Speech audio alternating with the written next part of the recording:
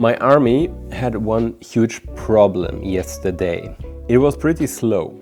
So I want to bring in some, maybe not cavalry, but I do have, let me show you, these two boars. Yeah, they're part of the Orc boar Chariot from Games Workshop, but I only have those two. Because a long time ago, I made this one. Boy, this is a blast from the past. I think this is from my first year on this channel.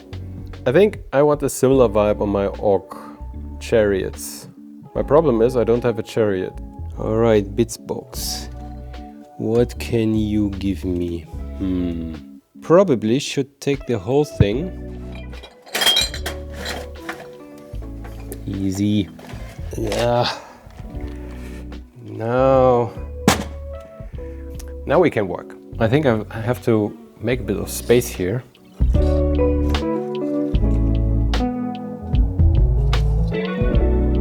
Let's first start with the base.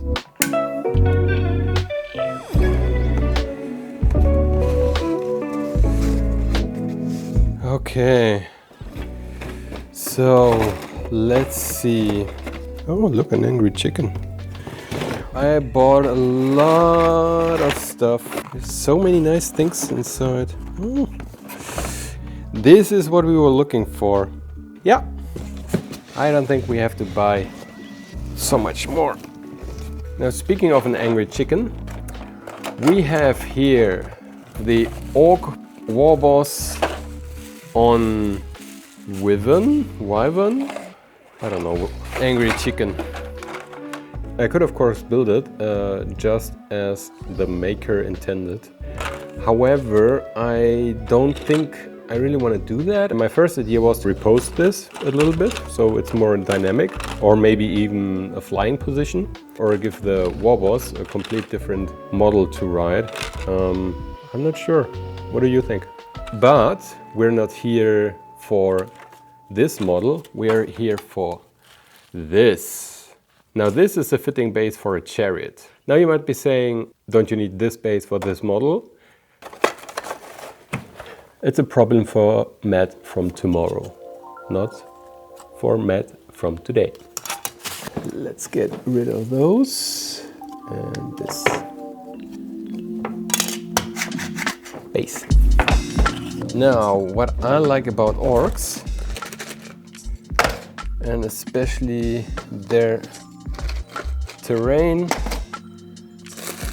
and war machines or any other crafts, you can build everything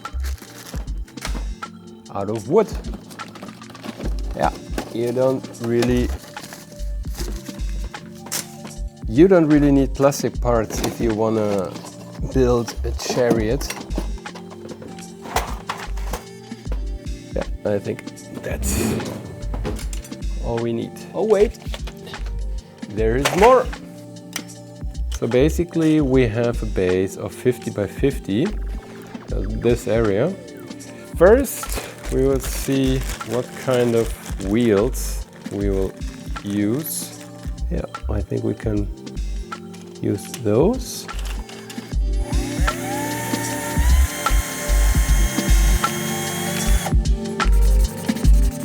And these are 1, 2, 3, 4, 5. I will choose one side and simply sharpen it like you would sharpen a pencil.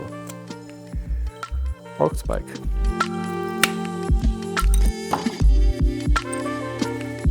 Sanding. And maybe even give them a slight scrape with a hobby knife. Should I get my cutting mat? I think I should get my cutting mat. Yeah.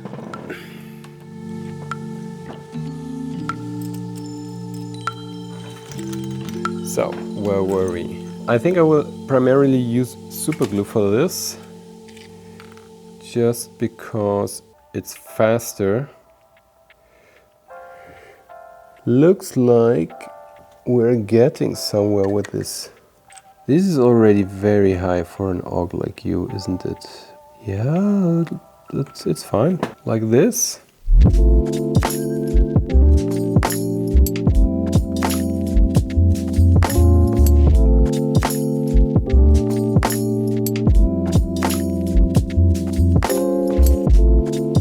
Now if we put it here, like this, the more liquid stuff I have will probably be a bit too runny. So I will go with gel.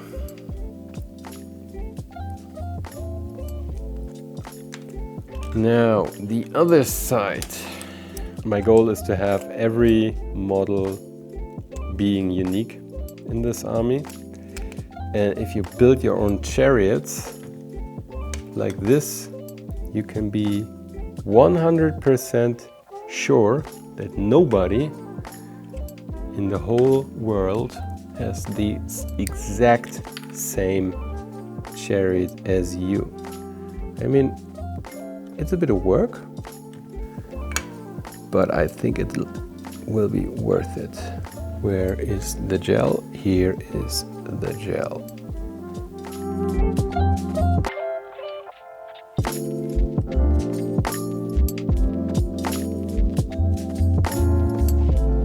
What do we do with the front? I mean, we can simply close it up. That would be a bit boring.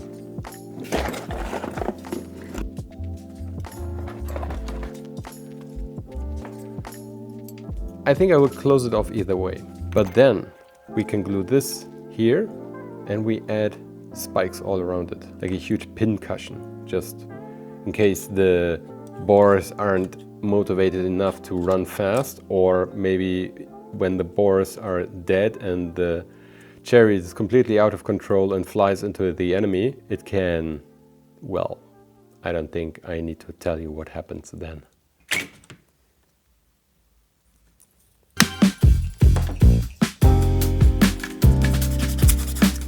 Does it fit? It fits.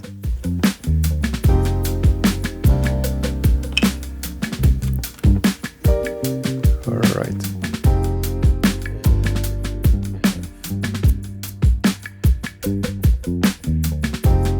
Now to add the bumper.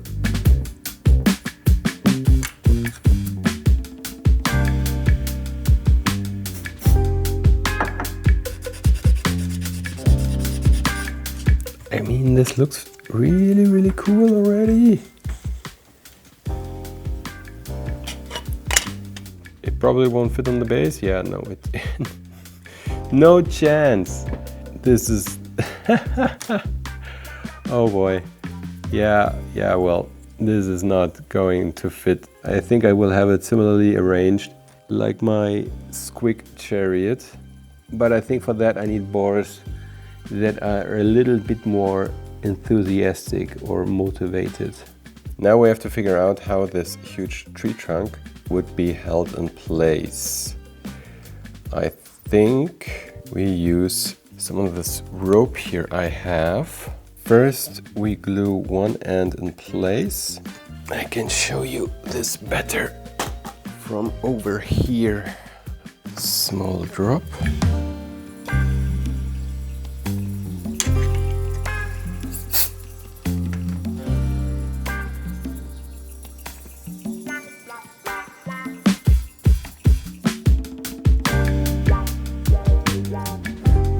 Do that a couple of times.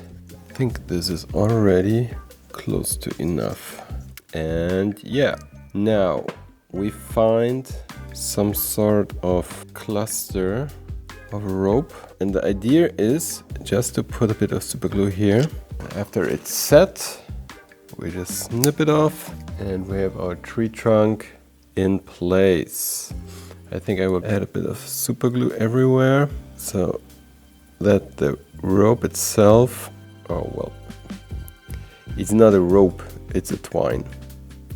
But we want that to be held in place. Pretty good. Yeah, I think I'm happy with that. Let's take some 0.2 millimeter plastic card. And the idea is now to simply cut one strip off like a metal coat. I'm not quite sure what the correct word would be now, but yes, something like that.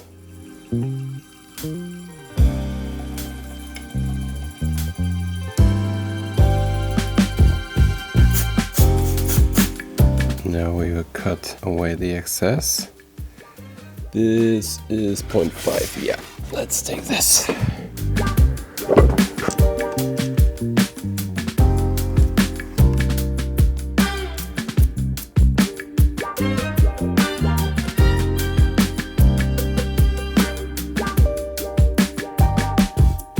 Now, what I also like about this more scratch-bashy way of building your stuff is that you cannot really make any mistakes. I mean, you can make mistakes, of course, but it's not a bad thing.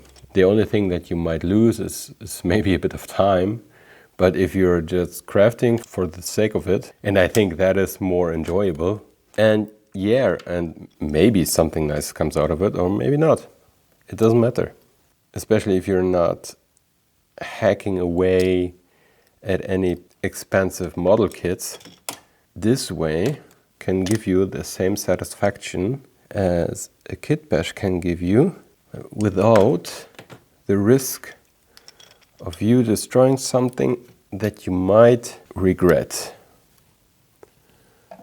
All right, I think for now I will leave it at that. Wait a minute. We have our crew here. What do you think? I think it's already looking pretty great. I mean, I want to add a few more details, maybe shields, maybe a few symbols and glyphs, and of course the spikes here. Tomorrow you probably won't hear from me, simply because, well, I have to work. I'm not sure how much hobby I can get done this week, but you're definitely going to hear from me next weekend with at least one or maybe even 2 videos. So look forward to that. Thank you for watching, and until then.